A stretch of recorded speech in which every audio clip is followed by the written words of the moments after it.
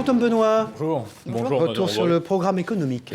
Absolument. Alors j'ai lu votre programme et j'ai écouté certains de vos meetings que vous voulez instaurer un SMIC européen qui se situerait autour de 1 600 € à peu près et également un revenu universel pour ainsi dire pour les étudiants aux alentours de 1 200 €.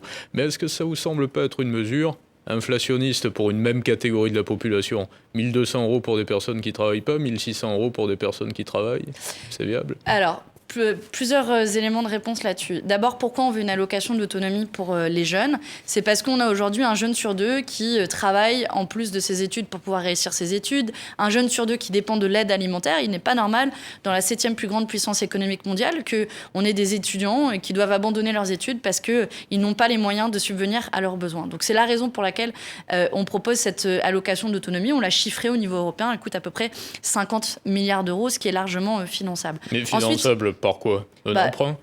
Non, il y a plusieurs éléments de financement. Par exemple, l'ISF que j'évoquais tout à l'heure, il rapporte 250 milliards d'euros. Donc vous pouvez financer à la fois une partie de la transition écologique et financer cette allocation d'autonomie qui est, je pense, une des manières aussi de redistribuer les richesses. Vous prenez à ceux qui ont le plus et vous permettez aux jeunes générations de préparer l'avenir et d'étudier dans de bonnes conditions.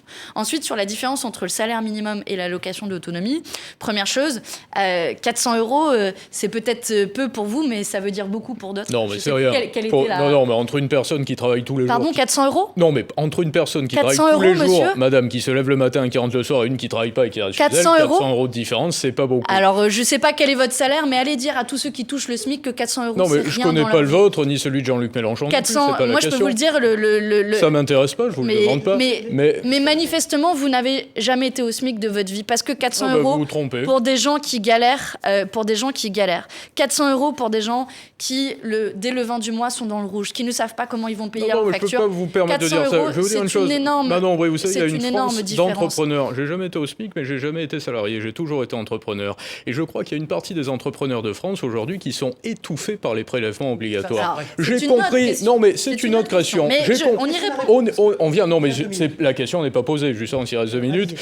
J'ai compris que vous voulez taxer les riches, un impôt sur la fortune, mais pourquoi ne pas essayer de favoriser les petits entrepreneurs, peut-être? Eh bien, je favorise les petites entreprises. Vous savez comment? J'ai rien vu dans le programme. Ah bah, vous l'avez mal lu, mais ça tombe bien. Je suis là pour le répéter. Ouais. Les petites entreprises payent 10 points d'impôt de plus que les grandes entreprises multinationales. C'est parce que le bar au coin de la rue, c'est parce que la librairie au coin de la rue n'ont pas de filiales dans les paradis fiscaux, alors que Starbucks et Amazon en ont. Eh bien, cette injustice fiscale, c'est le cœur de mon métier, c'est ce sur quoi je travaillais avant d'être élu au Parlement européen, et on le combat notamment en listant les paradis fiscaux, le Luxembourg, non, mais là, on parle des super profits des très riches. Mais madame, ma question, pourquoi ne pas abaisser, par exemple, pour les petites entreprises qui font moins de 2 ou 3 millions de chiffre d'affaires, les prélèvements obligatoires? Je viens de vous dire que je suis pour rétablir de l'équité fiscale dans le paiement des impôts. À l'heure actuelle, les petites entreprises payent beaucoup plus d'impôts que les grosses entreprises. Donc, on augmente les impôts des très riches, mais surtout, on n'abaisse pas les impôts des moins riches.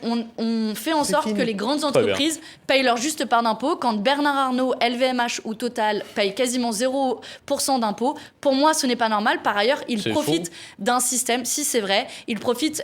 Total n'a pas payé d'impôts en 2019 et en 2020, alors qu'ils ont fait des milliards d'euros de profit. Et donc, ce n'est pas normal. Et je suis pour faire en sorte que, bah oui, je suis désolée, quand vous êtes... LVMH en France, c'est environ 4 milliards. Si vous me laissez finir, quand vous êtes une entreprise, évidemment, vous bénéficiez d'un système de routes, d'un système d'éducation, d'un système de protection sociale auquel vous devez contribuer. Il n'est pas normal que les petites entreprises payent à la place des grandes. C'est une vraie photo ou c'est qu'on a vu derrière vous là, C'est une vraie photo. C'est une vraie photo. Et moi, j'assume de dire qu'il faut taxer les plus grandes fortunes et les entreprises multinationales qui ne payent pas leur juste part d'impôt. Vous pourriez offrir ce t-shirt à Tom Benoît, s'il vous plaît? Avec grand plaisir. Merci Tom Benoît. Moi, je le porterai en disant favoriser les classes moyennes et les gens qui travaillent, qui entreprennent. Et vous verrez, c'est tout à fait cohérent. La une de Géostratégie, alors en grand entretien avec Claude Guéant, l'ancien secrétaire général de l'Élysée, qui parle du déclassement français. Nous traitons des sujets européens également. Macron l'américain, ça m'intéresse. Macron l'américain, c'est un dossier d'investigation et c'est un partenaire Off Investigation qui a fait un dossier sur les origines de Macron, qui était allé organiser une belle levée de fonds aux États-Unis avant d'être candidat à la présidence de la République. C'est bien le jour où le président des États-Unis est en visite d'État en France. Oh ben le jour où Amazon s'est installé la semaine passée, merci. Vous pouvez reprendre l'ampleur et tout le reste. Merci Tom Benoît. Merci Manon Aubry. Édition La Fond Presse, la une de Géostratégie.